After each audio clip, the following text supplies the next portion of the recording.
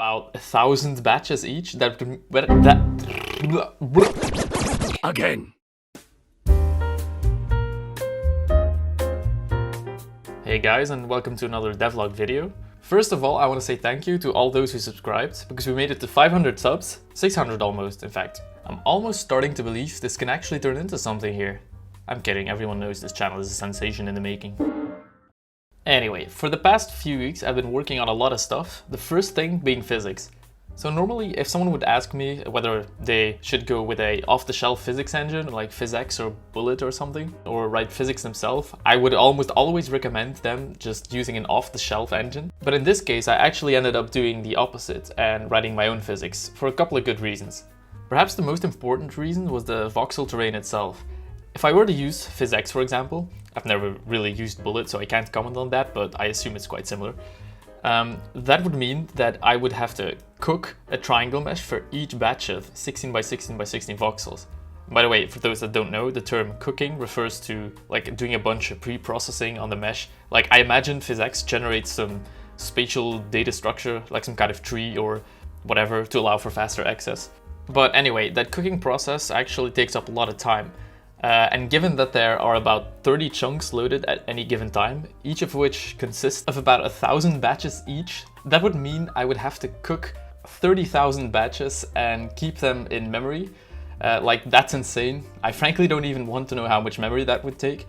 So if I were to go with PhysX, again, hypothetically speaking, I would have to do something like only generate those triangle meshes close to each player and then cook them on the fly as the player moves and like unload them and stuff like that. But the thing with that is that cooking process is actually really expensive, and as per the official PhysX documentation, it is strongly recommended to use offline cooking, which basically means that you're cooking beforehand and store the result on disk, because loading it from disk will be faster than doing it on the fly. So that just doesn't really sound ideal to me.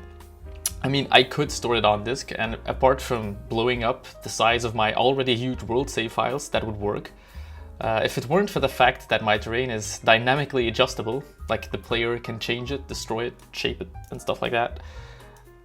So at least I would have to recook one or more meshes every time the player swings his shovel at the ground, which is, again, not ideal. So all things considered, this was one of those cases where a custom solution was really warranted, if not necessary. Also, something that swayed my decision was the fact that I simply don't need very advanced physics for the kind of game that I'm making. I'm kind of going for like an arcadey style of controls and movements, so I really don't need realistic physics, a realistic physics engine anyway. And if I did use one, I would have to hack and tweak anyway to create something that isn't really realistic to begin with. Okay, so all this talk, and I haven't even talked about my actual solution yet. Spoilers, it's actually really simple. If we take aside the actual collision detection and resolution for a second, which may or may not have been a massive pain in the ass, by the way, and I probably grew like 6 brain tumors in the process of trying to get it to work. What I did to solve that whole "there are too many triangles" problem was, because I know my terrain is created from the marching cubes algorithm, I also know that each triangle lies perfectly within a grid cell. Like, all of the triangles are made up of vertices that lie on the edges of these grid cells. So knowing that, I can really quickly determine which triangles a capsule will potentially collide with. I use capsule shapes for the dynamic actors, by the way. Basically, if I take the axis-lined bounding box encompassing the actor's start and end position, I can say, okay, this intersects with exactly these cells. So that still doesn't give me the triangles, of course. And to make this more complicated, I'm not actually storing these triangles anywhere in memory. I'm uploading them to the GPU right after they're generated, and then that memory is released immediately because it would take up too much space. So what do? Well, I generate them on the fly, of course. I run the marching cubes algorithm only for those specific cells that are intersecting the actor's bounding box, and then I compute the precise collision with those. They're not really being kept in memory, so this solution is actually quite fast, and it does not require any extra memory on top of what is already there, like the voxel data. So this is really something that a generic off-the-shelf physics engine just couldn't really have done, at least not to my knowledge. Anyway, I've already rambled enough about physics, so I'll spare you the more generic math-heavy details of like the capsule triangle collision detection, because you can simply find that stuff online.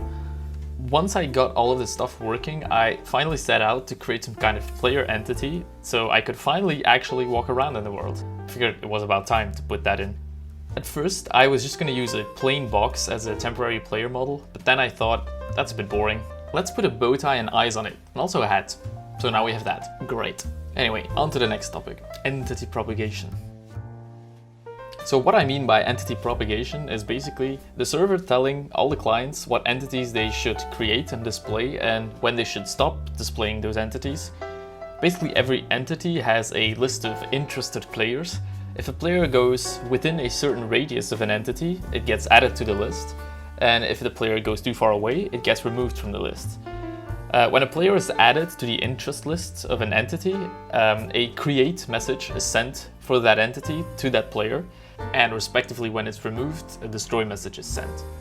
So based on these interest lists, we can also send, for example, position updates to every player that is interested in a specific entity. By the way, I should mention, I'm using an ECS, Entity Component System architecture. So it's not actually the entity itself that has a list like this, it's the sync component that maintains this. There's actually a lot to say about ECS, but I think that actually might be better if I put it into a separate video, because this one is already taking too long, I think. Wow, actually spawning a bunch of trees is actually kind of starting to make this look like a game. Even though they're like in the complete wrong spots and stuff. Amazing. So anyway, to demonstrate the system, I made some sort of placeholder tree entity. So here you can see some of this stuff in action. This is quite exaggerated with a small interest radius to show you better how this actually works. Note that the uninterest radius, the radius at which a player loses interest in an entity, is actually bigger than the actual interest radius. This is done so that stuff doesn't randomly pop in and out as you move back and forth. Also note how the entities appear and disappear in batches. The reason this happens is because the propagation system basically partitions the entities into a grid and then keeps track of which players are interested in which cells. This is more of an optimization as it reduces the amount of distances that need to be checked. Like instead of checking each entity in the world to check if it's close to every player, which is like an n squared thing, we just check all the nearby grid cells. And we consider all entities within those nearby grid cells as nearby. It of course also has to keep track of entities leaving and entering cells as they move, and then it has to update interest lists accordingly. And as you can imagine, this was quite a bit of a clusterfuck to get working properly, but after a whole day of fixing crashes and annoying bugs with this, it seems fairly stable now. So profit, I guess. So that's it for this video. As always, thank you very much for watching. Feel free to leave a like or comment, and of course subscribe for more if you want. Let's reach that 1K sub mark, guys. Come on, I believe. Anyways, see ya.